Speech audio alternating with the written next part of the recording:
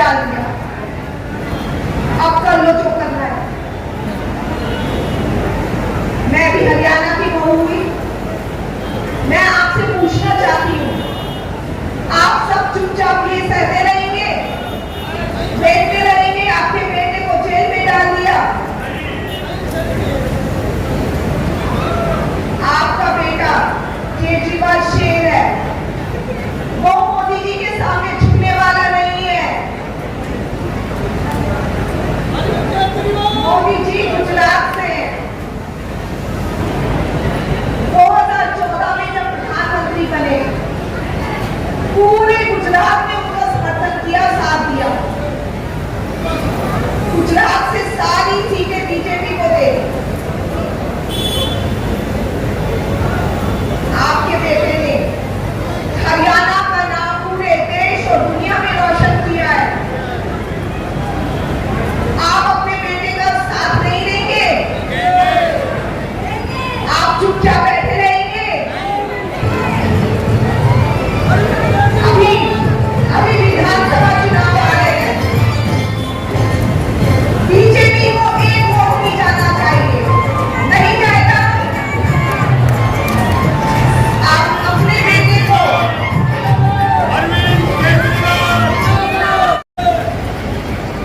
ये सवाल अरविंद केजरीवाल का नहीं है, ये हरियाणा की इज्जत का सवाल है।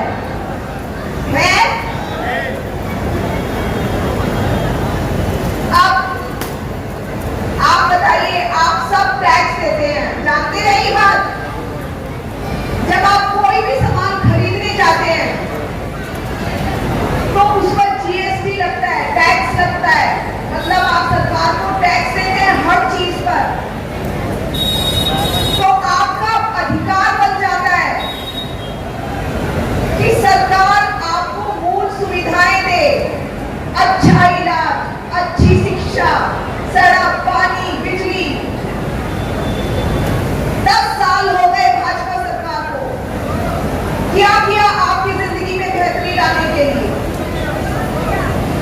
बीजेपी को विकास से कुछ लेना देना नहीं है। सोना में खेल का स्टेडियम है तो सोना में, लेकिन वहां पर कोई सुविधाएं नहीं है, कोच नहीं है। क्या फायदा स्टेडियम का? सरकारी कॉलेज नहीं है, भाई साहब ने अभी बताया।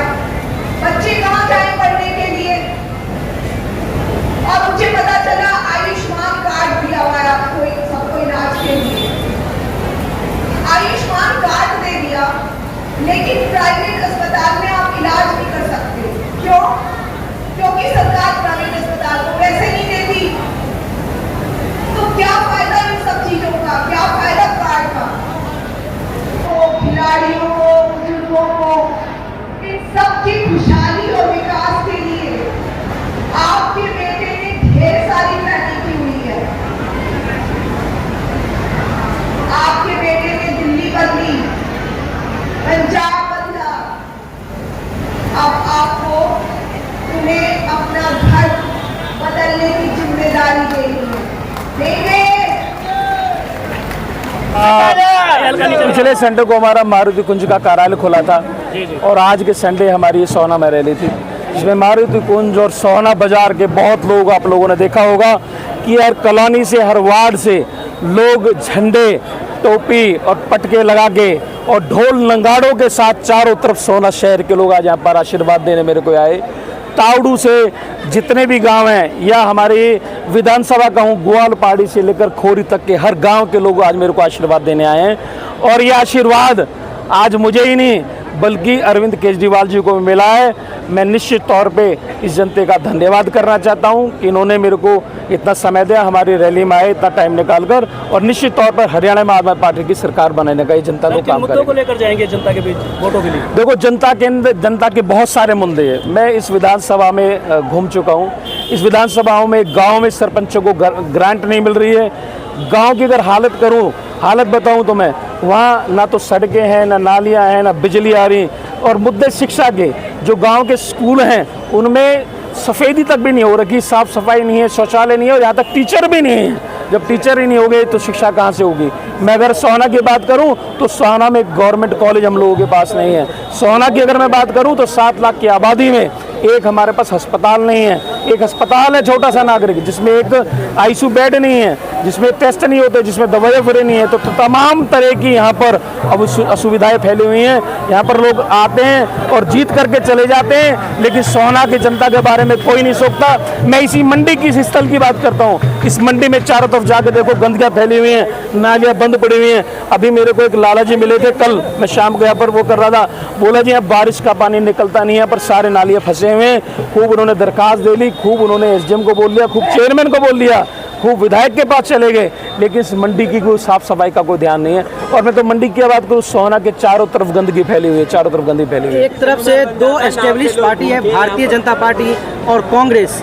अब ऐसे में आम आदमी पार्टी के लिए कितना बड़ा चुनौती है यहाँ पर सरकार बनाना है, या आपके लिए सोहना से चुनाव जीतना? मैं चाहे प्रदेश की बात करूं, चाहे मैं सोहना की बात करूं, इस क्षेत्र ने क्षेत्रीय पार्टी भी देखी है और कांग्रेस का राज भी देखा है।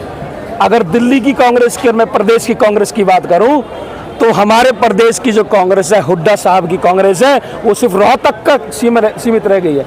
उनको पूरे प्रदेश की वोट चाहिए, उनको 36 बरादरी की वोट चाहिए, लेकिन विकास सिर्फ उनको रोहतक का चाहिए। इस बार जनता ऐसा बिल्कुल भी नहीं करने वाली कि पूरे प्रदेश के लोग वोट लेकर वो सिर्फ रोहतक में काम करें। और एक नागरिक अस्पताल था गुड़गांव का, वो भी तोड़ करके पार्किंग बना दिया।